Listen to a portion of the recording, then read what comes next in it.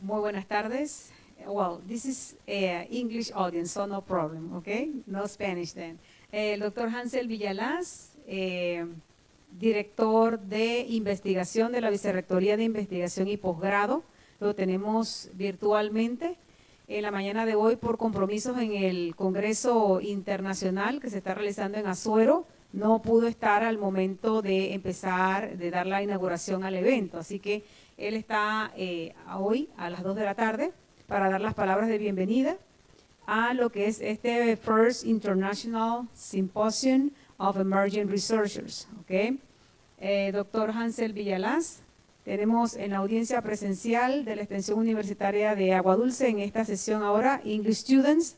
Ellos se encuentran con nosotros, también en la audiencia virtual. In the virtual audience we have Dr. Luis Cardoso from Portugal. Le damos la más cordial de las bienvenidas, doctor Hansel, para que pueda compartir con nosotros sus palabras de bienvenida para esta actividad. Muy buenas tardes. Quiero hacer mención que hoy se inicia el 32º Congreso de Científico Nacional. Este congreso es un congreso que involucra a diferentes actores de la Universidad de Panamá y también de todo el mundo. Aquí tenemos al doctor Cardoso, quien nos está incluyendo en esta conferencia. A nombre de la Universidad de Panamá, quiero desearles a ustedes que tengan una provechosa situación en la cual van a involucrar no solamente ponencias, sino también póster, y que definitivamente esto hará mucho más vívido lo que nosotros tenemos entonces como el Congreso Científico. Quiero darles entonces la bienvenida y adelante.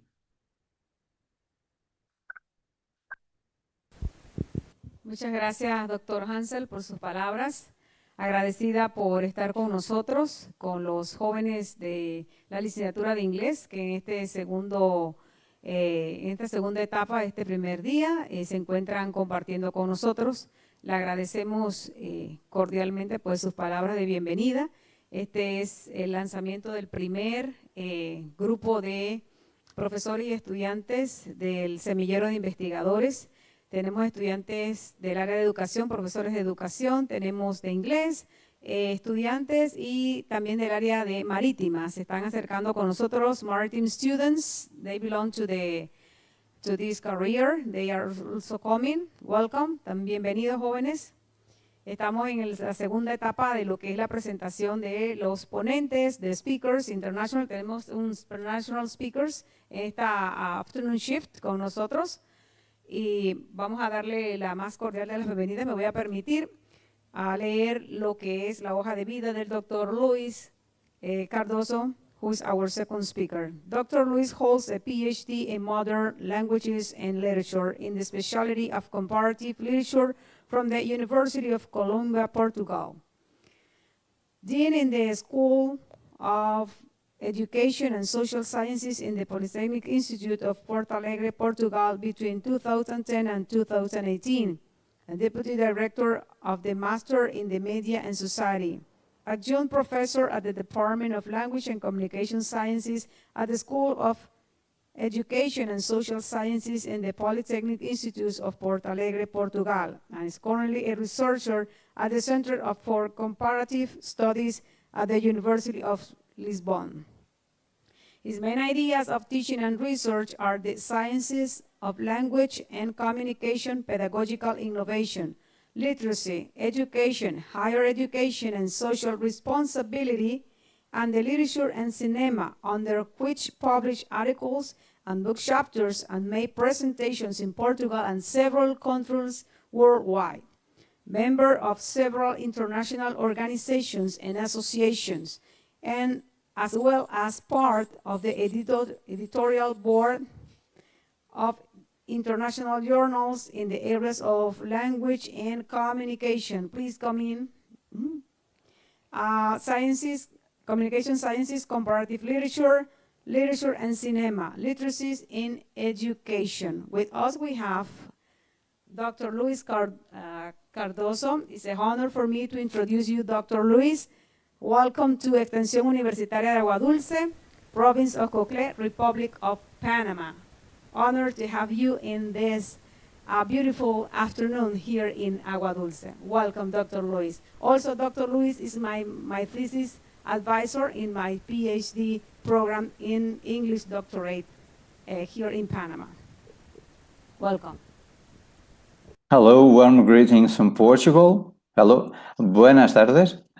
It's a great honor and a great privilege to be here with you today. And first of all, I'd like to thank the very kind invitation for being here, of course. And I would also like to thank the very kind words regarding this introduction that was made. I wish you all the best endeavors regarding your professional careers. And I would like to congratulate the university for this event, this scientific event that can bridge across countries and create opportunities for us all to debate some of the most important and emerging topics that we have nowadays regarding education worldwide.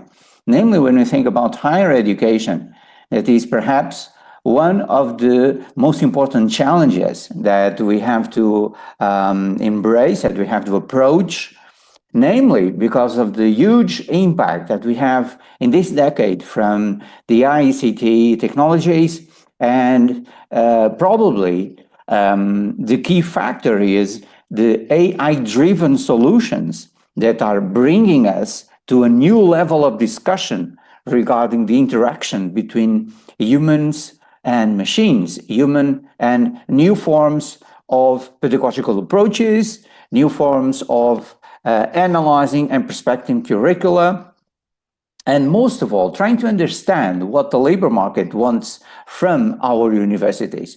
So these are just some of the most important challenges we have nowadays. And perhaps one of the key concepts we have also to bring here is the so-called university of the future. And the university of the future is an open university, is a university that can connect, is a university that can create bridges, it's a university that can create dialogues with the public sector, with the private sector, namely to understand what are the major trends here, what are the major trends regarding internationalization, cooperation, collaboration, research, teaching and learning, and how we can prepare our graduates to face these challenges. Challenges that we are now embracing when we think about our society, not just our professional lives, but also our private lives as well.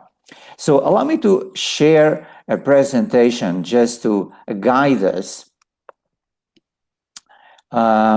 Is it possible to share the presentation?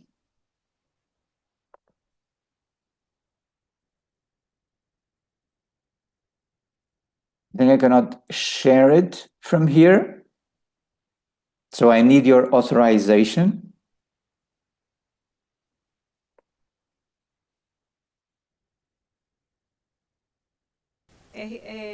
Technicians say that you can share the presentation.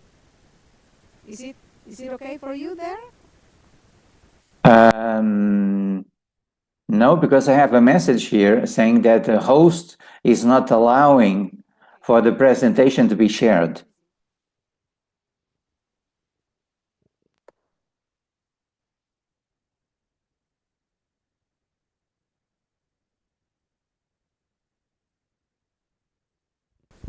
Okay, give me a couple of minutes, Dr. Luis, please.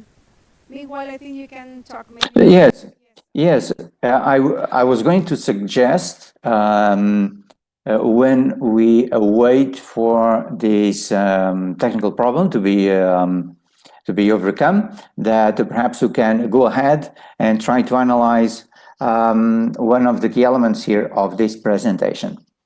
So, esteemed colleagues, esteemed friends, esteemed students, today we are debating what is a new concept for us all, that is the digital university.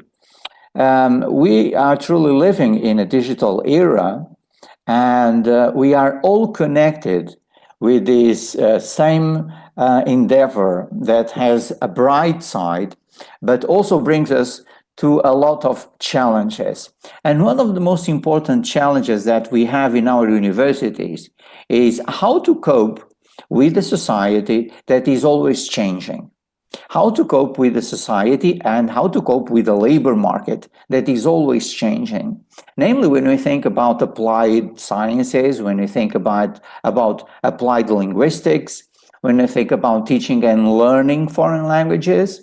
So what should we do when we think about our mission as teachers, as researchers, and as students, in order to connect with all these changes in this digital era?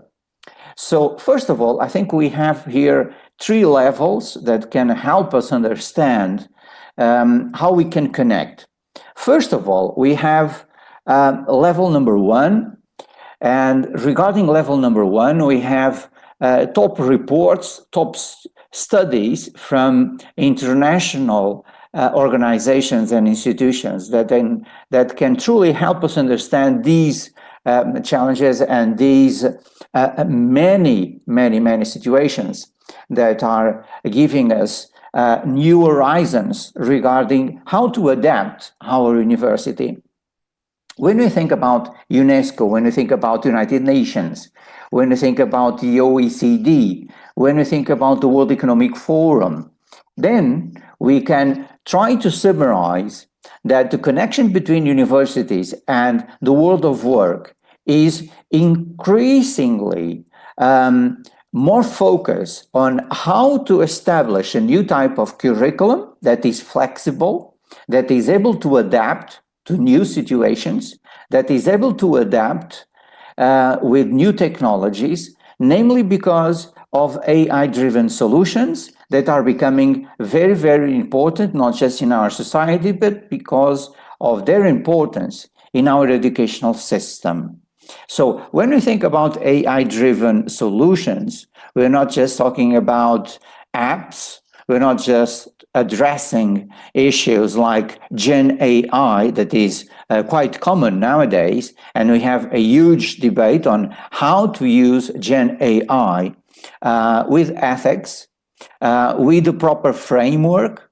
And this is, of course, a major concern for teachers, for students, for researchers, because Gen AI is a powerful tool, but it's just a tool. And this is the focus of a human-centered perspective that we have to maintain when we think about artificial intelligence. So Gen AI is, of course, here to help us understand that we are living here just like a twilight, just like a new horizon that is bringing us to a new level of understanding of how to connect knowledge with skills, with literacies, and how to embrace all these elements here with a common basis. So this is why many questions have been answered by common frameworks. And this is the second level. So we need common frameworks, namely national frameworks. We need national policies to analyze what is happening with the use of AI. So it's not just about ethics, it's not just about the legal perspective, it's about how to connect AI with teaching and learning, how to connect AI with conducting modern and contemporary research, because research is no longer being conducted without artificial intelligence. And this is something that we cannot ignore. So we have to address this as a major opportunity to go ahead and fasten and foster our possibilities regarding research. So this is a huge momentum here regarding a major step for our common future. And of course, our common future is all about the SDGs, as we all know. And the SDG number 4, and when you think about quality education, when you think about inclusion, when you think about education for all, this is all connected with the major changes we are addressing. This is all connected with the major changes we are addressing when we think about AI. So this journey is, of course, something that we have to understand is affecting all of us and is affecting the way we are thinking higher education. So by now, I truly believe that you must be seeing my presentation about AI and how AI is creating here a new set of trends regarding the graduate's future. Because as we said before, we have to analyze these trends, these major international trends, connecting these trends to national policies and connecting all these two levels with the third level, that is our university. So we should focus on our university and ask ourselves, what is our primary goal? What is our primary objective? And our primary goal is, of course, the future of our graduates. So we have to prepare our graduates, not just with knowledge, but as I said before, with skills, not just the traditional hard skills, but also the soft skills. And of course, everything that is connected with AI. This means digital skills. This means artificial intelligence literacy. So to go ahead to the next level, we have to think about the future. And we have here, as I said, a common goal. We have a common deadline, and the deadline is 2030. So did you know that by 2030, 80%, at least 80% of jobs will need AI and big data skills? So this, my friend, is indeed our common challenge. My friends, these are the challenges we are facing today because we are just 5 years to transform our universities in digital universities. Of course, we are already using a lot of ICT technologies. We are already using artificial intelligence. We are using virtual reality. We are adapting. We are creating solutions. When you think about engineering, when you think about architecture, when you think about medicine schools. But we are also introducing AI in arts and humanities and in, of course, language studies. So we have to be prepared. And when I was addressing the topic, how to prepare our universities regarding the future, this means how to have a clear vision about our goals, our objectives, and what we need to go ahead.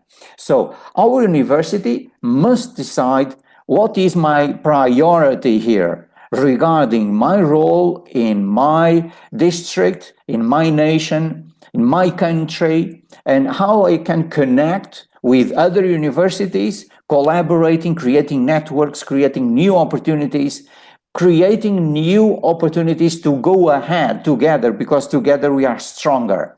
So we need a clear vision. We have to think at least 10 years ahead. We have to plan.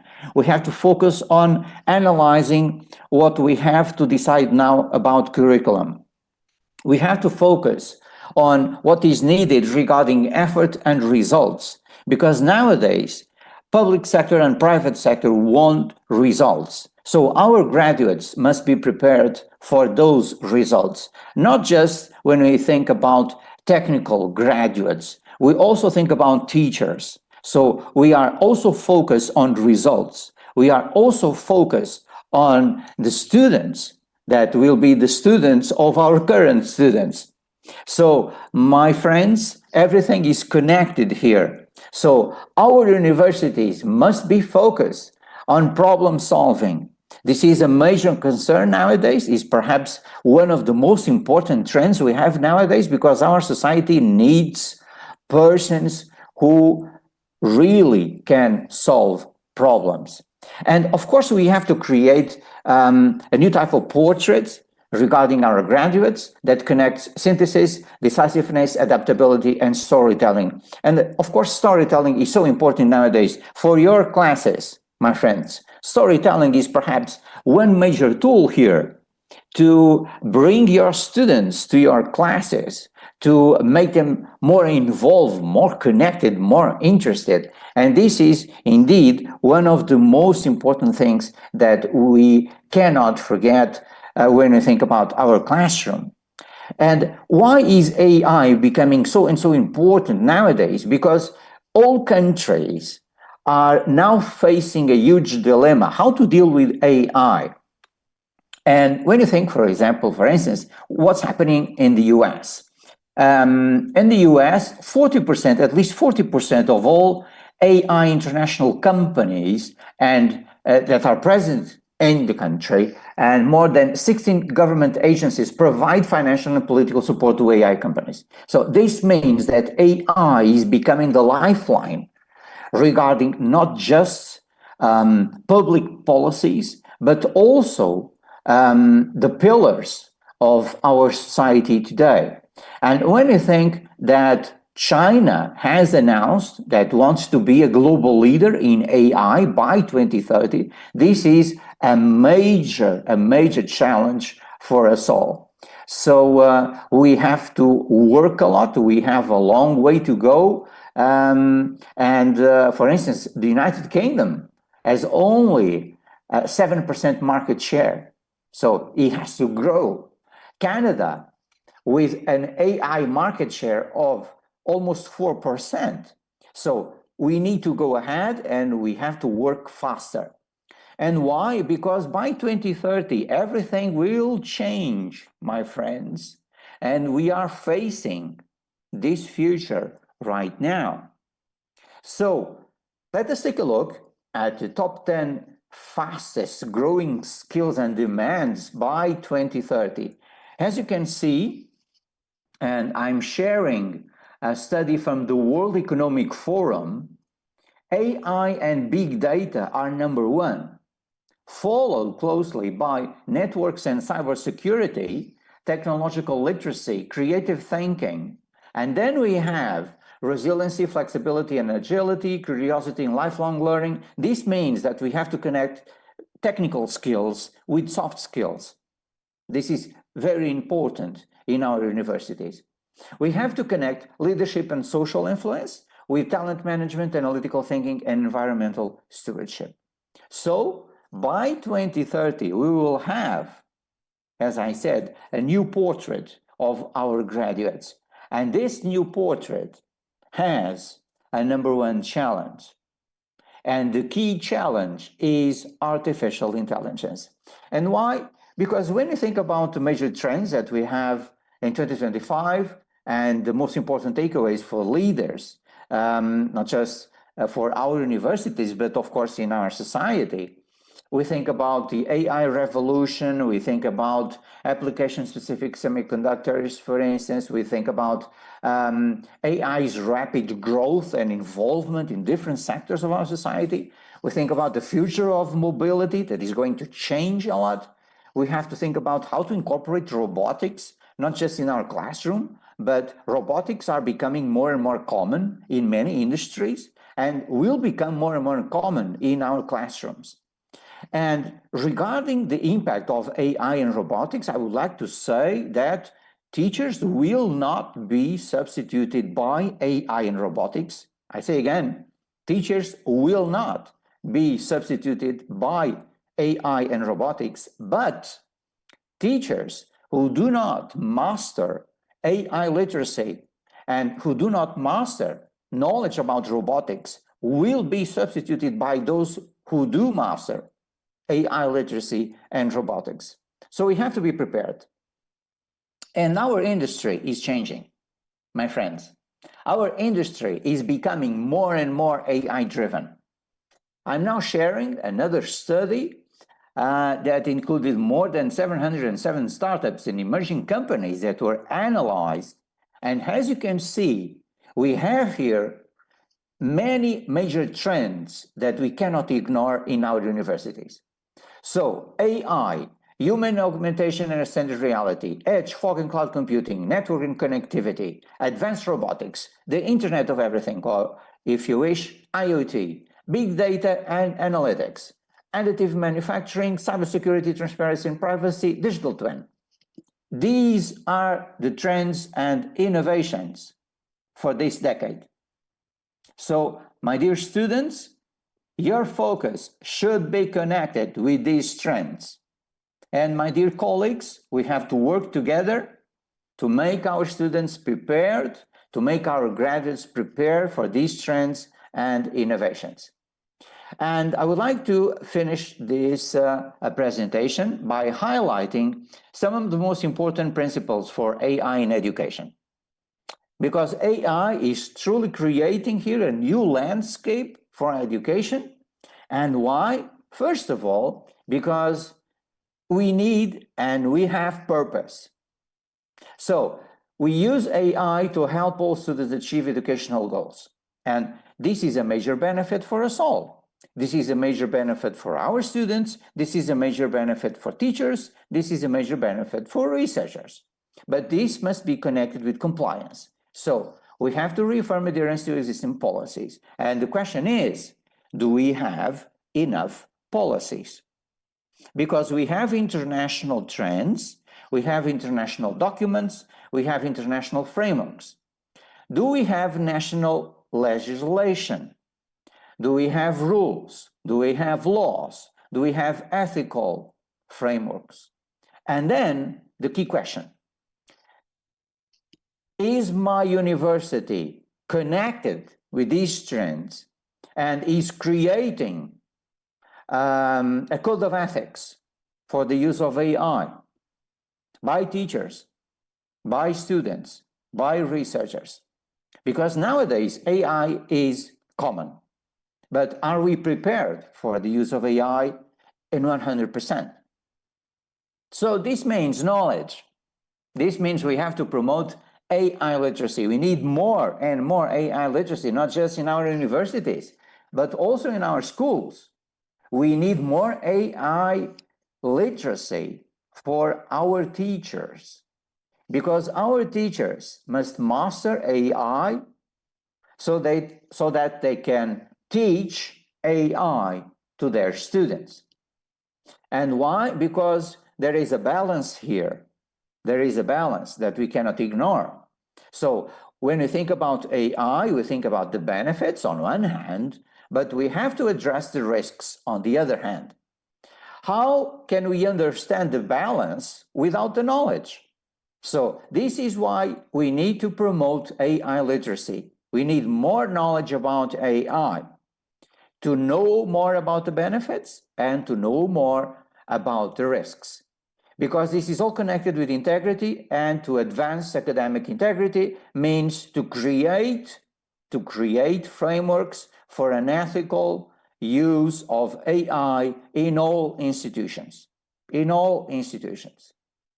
So the key element here is to maintain human decision-making when using AI. So this is agency.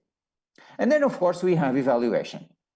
So from purpose, compliance, knowledge, balance, integrity, and agency, we need evaluation to assess the impacts of artificial intelligence. What are the impacts of AI regarding purpose, regarding compliance, regarding knowledge, regarding how we analyze the benefits and the risks, regarding integrity? And are we maintaining this human decision-making when using AI? This is a very important question. So I think my minutes are overdue, and I would like to finish this presentation by saying that technology and AI-driven solutions are, of course, one of the most important elements in this decade for our universities, and we cannot ignore this new landscape. It's a new frontier for us all. And this frontier is bringing us a lot of challenges, some risks indeed, but a lot of challenges, a lot of great opportunities. This will help us create and establish new paths for discoveries regarding research, regarding traditional research and applied research. This is going to help us elevate our studies to the next level, connecting our universities with the public sector and the private sector, connecting the future of our graduates with the needs of the labor market. And the labor market wants our graduates to know about AI and to have digital skills. So we have to provide all these to our students. So esteemed students, this is something that is also connected with your wishes and with your desires and with your strengths. My dear friends, you have to master AI, you have to master digital skills. Your university is creating many paths for you to master AI and digital skills, but you also have to help. You must be the number one force here, and you must be the number one element here to create this common future that is our Horizon 2030. Because by 2030, we truly want SDG number 4 to become a reality. So this is why we need teachers that are well prepared, not just with knowledge, but with literacies, with soft skills, with social skills, to understand the community, to understand our families, to understand our students' families, to understand the needs of our district, to understand the needs of our region, to understand the needs of our nation, to create opportunities, to establish cooperation, and to establish new bonds, to go ahead and to take good decisions to the next level.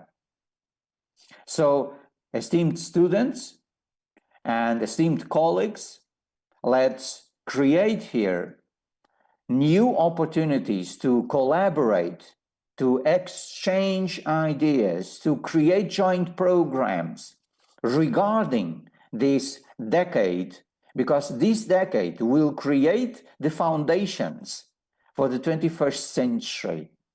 And indeed, we are creating a new set of horizons regarding our society. So if we truly need more knowledge, if we truly want more knowledge, we need more AI-driven solutions to be incorporated in our universities for our graduates to be prepared. Everything is connected, so we have to work together, join forces, and establish cooperation and networking opportunities as a major solution to go ahead into this 21st century. Thank you so much for inviting me. It was indeed a huge pleasure to be here with you today. It was a great honor to be with you in your university. And I would like to send my warm congratulations to the organizing committee and wish you all the best for your future endeavors. Thank you so much. Thank you. Thank you. Thank you so much, Dr. Luis. It was a great honor for me and my dear colleagues and students to share with you again in the second opportunity. The first one was 2 years ago in the first International Congress that we already had here and you shared with us. Thank you so much. I would like to know if there is there any question regarding to this very interesting topic about Dr. Loy's presentation, AI in research. Students, first, second, fourth, third level questions. Graduated English students, I see some of you here, and I know that you use AI. Questions? Well, if there are no questions, then thank you very much, Dr. Luis. I know that you have a very busy agenda, and it was, wow. I know that you have to make so many arrangements in order to have here with us, because there is a difference between time schedule. Here is 2:30 p.m. and in Portugal is 8:45 p.m. So 6 hours of difference. And I know that you are a very busy professor at university, you have many things, and also you share with other colleagues from other parts of the world having conferences. Thank you so much, Dr. Luis. I appreciate your time, your effort to have everything ready to share with us. Thank you. On behalf of Research Coordinator here in Extensión Universitaria de Aguadulce and also university authorities here in Universidad de Panamá. And on behalf of dear English colleagues and also students, thank you very much. Thank you. Thank you again for the kind invitation. It's always a pleasure to collaborate with your university, and I hope we can meet soon. Thank you so much. Thank you, Dr. Luis.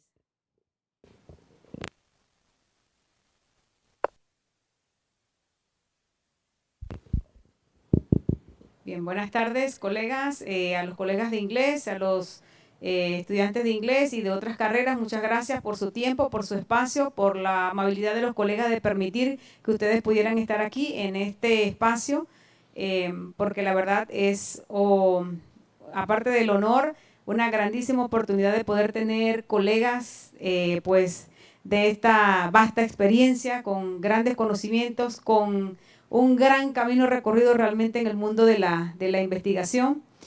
Continuamos en el día de mañana. En la mañana tenemos la doctora Isklama Mojmaina de Indonesia a las 9 de la mañana. También tenemos al mediodía los estudiantes de cuarto año de inglés. Tenemos en la tarde 2 colegas del departamento de inglés y a las 3:30 una colega de educación. El día viernes en la mañana sí empezamos desde temprano, desde las 8 de la mañana, porque tenemos 2 profesores del área de marítima. Tenemos un simposio de estudiantes de marítima y tenemos también 2 simposios de estudiantes de inglés del Centro Regional Universitario de Coclé. Uno de ellos participante y con la experiencia de haber estado en la primera jornada de iniciación científica organizada por la CENACYT.